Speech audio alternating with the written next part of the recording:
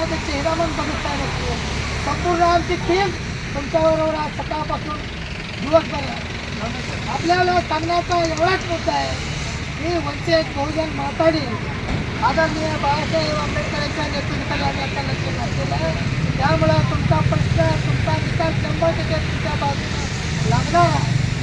वेळ प्रसंगी आज आपण ह्या मुद्द्यावर वैद्यकीय आयुक्त त्यांना तर भेटणार आहोतच. संबंधित मंत्र्यांनी आपल्याला भेटायचं आहे. त्याचप्रमाणे मंत्रालयातील प्रधान सचिवांच्या समोर देखील आपल्याला या मार्गात ठेवायचं आहे. त्याचप्रमाणे राज्याचे राज्यपाल यांच्यासमोर देखील आपल्याला या मार्गात ठेवायचं आहे. तरी देखील यातून जर आपल्याला जर वाटलं तर न्याय लढा देखील लढण्याची तयारी आपण पुढचा काळ ठेवायचं आहे. आदरणीय बाळासाहेब आंबेडकर जर आपल्या कार्यकर्त्यांना आपल्या कर्मचाऱ्यांना न्याय मिळत असेल फक्त पोट घालून न्याय म्हणता एवढी ताकद बाळासाहेबांच्याकडे आहे. आणि त्याप्रमाणे आदरणीय बाळासाहेबांच्या नेतृत्वाने त्यांच्या आदेशाप्रमाणे आपल्याला पुढचं कामकाज करायचं आहे.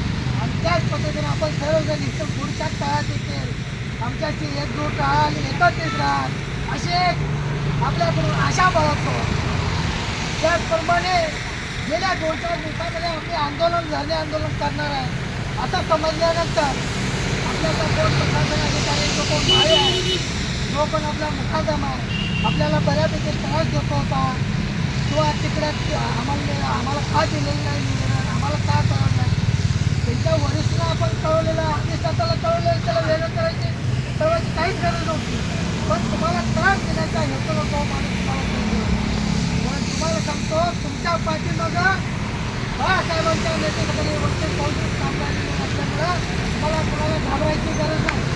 तुम्ही कुणालाही घाबरत नाही. तो प्रशासन अधिकारी असेल तुमचा अधिष्ठाता जी नसेल हे तुमच्या लोकांना तुम्ही शासकीय कर्मचारी म्हणून तुमची नेमणूक झाली. त्यांचं काम होतं आजपर्यंतच्या प्रशासन अधिकाऱ्यांचं दिनचं काम होतं की माझ्या हॉस्पिटलमध्ये एवढे कर्मचारी आहेत मी या ठिकाणी दिन म्हणून काम करतोय आणि या कर्मचाऱ्यांची नेमणूक कोणी आणली आहे आणि ती होत नाही. आपण तात्काळ आपल्या सुद्धा पण कुठल्याही आजपर्यंतच्या प्रशासन अधिकाऱ्यांनी घातलेलं नाही दिन लक्ष घातलेलं नाही. त्यामुळे आपला आजपर्यंतचा लहानपणीचा नेमणूक थांबलेला आहे. परंतु आजपर्यंत जेवढ्या प्रकारचे अधिकारी झाले त्यांच्याकडून आपल्या पीपीएफचा फंड आणि न्यायाचा जो आदेश दिला त्या आदेशापासून आतापर्यंत करत आहे लोकांचा तो घेतल्याशिवाय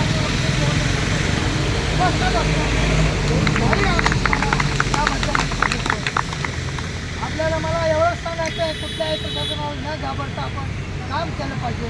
आमच्या इव्हेंट तुमच्या पाठीमागे हिमालयासाठी उभं आहे आणि सगळ्यात महत्त्वाचा मुद्दा म्हणजे आपण त्या ठिकाणी त्या इव्हेंटच्या संस्थांच्या माध्यमातून आपणच पदाधिकारी व्हायचं आहे तुम्ही त्यासाठी अध्यक्ष व्हायचं आहे आणि त्या इव्हेंटला तिथं जो कोण नाही ना त्या जाऊन सांगायचं वंचित इव्हेंट शासकीय कर्मचाऱ्यांचा इव्हेंट काढलेला आहे आणि आज मी या सिव्हिल हॉस्पिटल कर्मचाऱ्यांचा इव्हेंटचा मी अध्यक्ष आहे आणि तू मला माझ्या प्रश्नाचं उत्तर दे त्या माळेला पुढचा त्याच्यामध्ये आपल्याला विचारायचं आहे अशा पद्धतीनं आपल्याला विचारायचं आहे. त्यामुळं आपण पुढील काळात देखील आपण सर्वांनी एकजुटीनं एकत्रितपणे या संपूर्ण लढा आपण देऊया आणि यश मिळवून आपल्या पदरात घेऊया आणि भविष्यात पुढच्या काही दिवसामध्ये आपल्याला बाळासाहेब आंबेडकर भेट आणि आपण इशारा दिलेला आहे आजच्या या आंदोलनाच्या माध्यमातून. या आंदोलनाच्या माध्यमातून आता आम्हाला जर न्याय नाही मिळाला संबंधित वैद्यकीय आयुक्त मुंबईचे जे आहेत त्यांच्यासमोर आम्ही उग्र आंदोलन करणार. त्यावेळेला कायदा सुव्यवस्थेचा प्रश्न निर्माण झाला संबंधित प्रशासन अधिकारी वैद्यकीय आयुक्त संबंधित महाशासनाकडे आम्ही दोन जाहीर म्हणून आमच्या आंदोलनाच्या माध्यमातून माध्यमातून आम्ही ठरवलं जिल्हाधिकारी देखील आम्ही आज ठरवणार आहे त्यांना निवेदन देणार आहे. आपल्याला एवढंच मी सांगतो आपण आमच्या पाठीमागं एकत्र या आणि तुमच्या न्यायासाठी आम्ही सातत्याने लढू एवढं आश्वासन देतो आणि आज आपण सर्वजण मिळून एकत्रितपणे या आंदोलनाला यशस्वी केला त्याबद्दल तुमच्या कर्मचाऱ्यांनी देखील मी अभिनंदन आभार मानतो. आणि आज आपण या सांगली जिल्ह्याचे अध्यक्ष म्हणून संजय संपत कांबळे साहेब असतील जिल्ह्याचे काँग्रेसचे जगदीश कांबळे साहेब असतील आमची